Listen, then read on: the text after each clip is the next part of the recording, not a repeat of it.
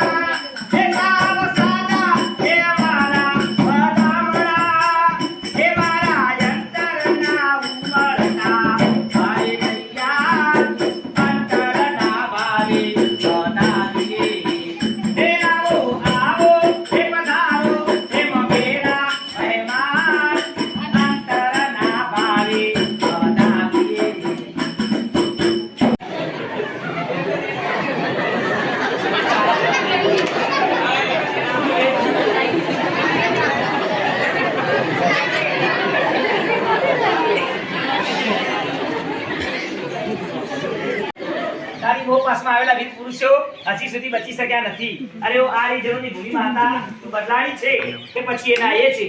અરે નહીં નહીં બાપુજી, આ રીજનની ભૂમિ માતા બદલાણી નથી, માત્ર રૂપાંતર થયું છે. આ ધરતી પર સુરવી નરો હતા એ બધા સુપાઈ ગયા છે, પાપી અને નરો પ્રગટ થયા છે. એમના મુખના દર્શન ન થાય એના માટે આપણી ધરતી માતાએ એક શ્યામ પડદો ગ્રહણ કર્યો છે. પણ ધીરે ધીરે સૂર્યમાં ક્રાંતિ આવશે ત્યારે તે શ્યામ પડદો અદ્રશ્ય થઈ દેખાઈ જશે અને તે સત્યનો જે કાચ છે. માટે કયા હૃદયના ભાવથી વિચારો કરતા જાય છે. કહોને પૂજ્ય વડીલશ્રી આજની પવિત્ર પુણ્યશાળી જાગૃતિ ઉત્તર ગુજરાતી વિદ્યાલયના પટાંગણમાં આજે કયો વેશ ભજવાય છે? તો આજના વેશનું પહેલું નામ શું છે ભાઈ? શિક્ષણનો અધિકાર. શું નામ છે? શિક્ષણનો અધિકાર. આપણે એને અંગ્રેજીમાં શું બોલીશું બધા? RTE બોલો. RTE right to education. આપણો રૂમાલીઓ એક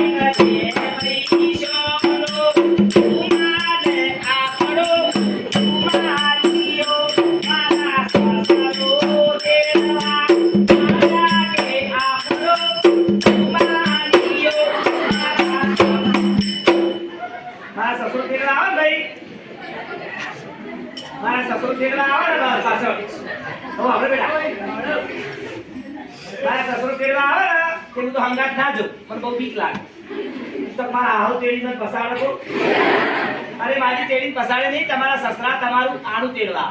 પછી કોણ આવી ભાઈ? પછી મારા જેઠ તેડવા આવ્યા.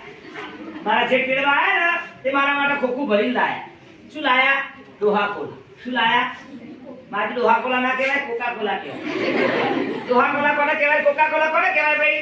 તાજા મસાલા નાખેલા હોય, ફ્રીજમાં મૂકેલી હોય, ઉનાળામાં 2 5 કે 10 રૂપિયા ખરીદી કરી લાવે ને એને કહેવાય કોકા કોલા ભાજા ઠેરતા. ભાઈ બાબેની 2 વખત બટાઈ જેવી હોય એને શું કહેવાય? ડોહા કોલા.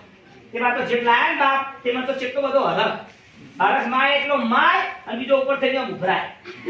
તે હરખમાં હું તો 2 ડોહા કોલા પઈ છે તે બાપ તો ગરમ પઈ તો હાલની બાજુ ને ભાઈ તો બરફથી લારી વાળો તે મેં તો 2 રૂપિયાનો ગોળો લીધો અને ગોળો બરાબર મેં તો ખાધો. તે બાપ તો તાકે જ હોય. પછી કોણ આવી ભાઈ? પછી મારા એ આયા.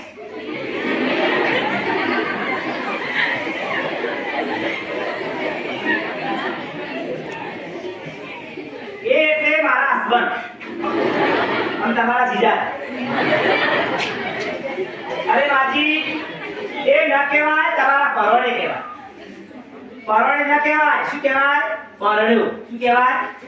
હવે આ છોકરાઓ બધા બેઠા છે મારા મિત્રો જેવા છે પણ કેવું છે કે આજે તમે વિદ્યાર્થી છો, આવતીકાલે આજે કોઈના ભાઈ છો, કોઈના દીકરા છો.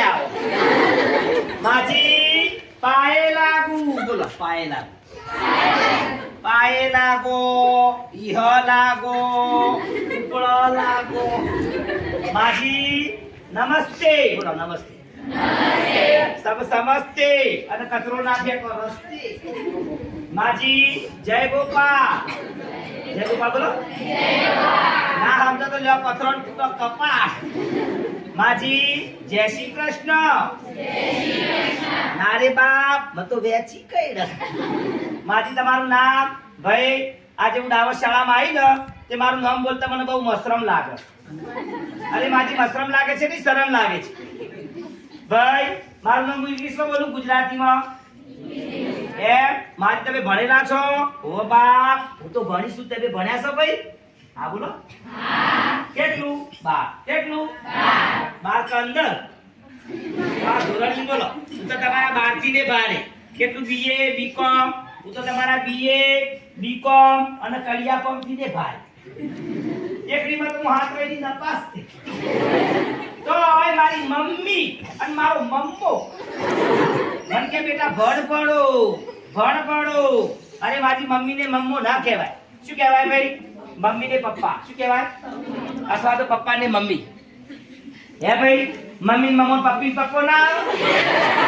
હાય હાય આ જમાનામાં કેવું અંડરગંડ અમારા જમાના તો રૂપાળું માં અને બા મારી તમારું નામ માય દેવી જે બેબલી દે અને મારું ઉપનામ છે વાલડી બેન મેથડી બેન તમે મને કહો કે માજી હું જ્યારે ડાવસ ગામમાં ફરવા નીકળું અને બજારમાં જવાની છોકરા બધા મને શું કહે ખબર છે એ લડકી કિધર જાતી બધા મને કહે છે લડકી માજી તમને અંગ્રેજી આવડે છે ઓવે there was a fox in a forest one day it's very hungry it is not food find anywhere at last so a garden the garden is the beautiful is the garden the great hanging down light man gutter man fitter man setter man માજી આ બધું અંગ્રેજી બોલ્યા એમાં સમજણ પડી આ light main ગટર મેન ફિટર મેન ખબર ના પડી એ બધું મને નહીં પડતી તમને તો નથી પડતી પણ મને ખબર ને કેમ નથી પડતી ભાઈ આ બેઠે મારી બહેનો કેવું છે કે મને મારા મા બાપે ભણાઈ નહીં કેમ ન ભણાઈ કે પહેલાના જમાના લોકો અજ્ઞાન હતા અભણ હતા આવી શાળાઓની વ્યવસ્થા નથી એ સમયે દીકરીઓ એટલે કે સાપનો ભારો કહેવાય પથરો કહેવાય એવું સમજી લોકો એને નતા ભણાવતા પણ અત્યારે દીકરીઓ માટે સરકારે નમો લક્ષ્મી યોજના શરૂ કરી સરસ્વતી સાધના યોજના શરૂ કરી દીકરીઓ માટે કેજીબી સ્કૂલો બનાવી સરકાર કહે છે કે બેટી બચાવો બેટી વધાવો ને બેટી પઢાઓ કેમ કે દીકરો દીકરી એ સમાન છે આજના જમાનામાં દીકરી જન્મ લોકો શું કહે ભાઈ કે લક્ષ્મી આવી કે સર કેટલી એની ગણના થાય છે પહેલા છોકરો જન્મ તો ગણના થતી હતા તો છોડી જન્મ એટલે ગણના થાય દીકરી લક્ષ્મી આવી કરવાના છે અને છોકરો જન્મ એટલે શું કે ખબર કોઈ લખમો આવી કે સર દીકરો દીકરી એક સમાન દીકરો દીકરી એક સમાન બેટી બચાવો બેટી વધાવો એટલે સરકારનો આદેશ છે કે આપણે ભણવાનો અધિકાર મળ્યો છે એ અધિકાર છોડવો જોઈએ નહીં એને સરસ મજાની ડાવસ ગામમાં આપણી કેટલી સરસ મજાની આ 9થી 12 સ્કૂલ બનાવી તો આપણે રેગ્યુલર ભણવા આવવું જોઈએ ગેરહાજર રહેવું જોઈએ નહીં હવે તો એકાંત કસોટી પણ શાળામાં લેવાય ગઈ તો એકાંત કસોટીનું ખાસ મહત્વ છે હવે તો સમયમાં ચાલુ છે લખવાનું એટલે એ કસોટીના દાડે કોઈને ઘેર રહેવાનું નહીં તમે નહીં આવે ફરી પુનઃ કસોટી લખાવી પડે એટલે શાળામાં સતત આપણી હાજરી હોવી જોઈએ ગેરહાજર રહેવાનું નહીં માજી તમારા ઘરવાળા મારા ઘરવાળા હે ને ભાઈ એ તો બહાર રહેશે વિદેશમાં મોટો બધો ધંધો કરે છે અમેરિકા ના જાપાન ના આફ્રિકા ના તો રહેશે ખબર છે ઓર જોડમાં મહાદેવી અમારા વહેલા 4 વાગે ઉઠસ બાપ અને કોથળો લઈ અને આખા ગામનો મેન્યો વેનસ માથી તમારા હાથે બંગડીઓ નથી આ કપાળમાં ચોલો નથી ગળામાં મંગળસૂત્ર નથી હાય હાય નેટ કરીને ભૂલી દીધી અને વખતી પણ કોને મારા ઘરવાળા અને તમારા બલી એ બાપ અગે શબ્દની વાતો કરતો હતો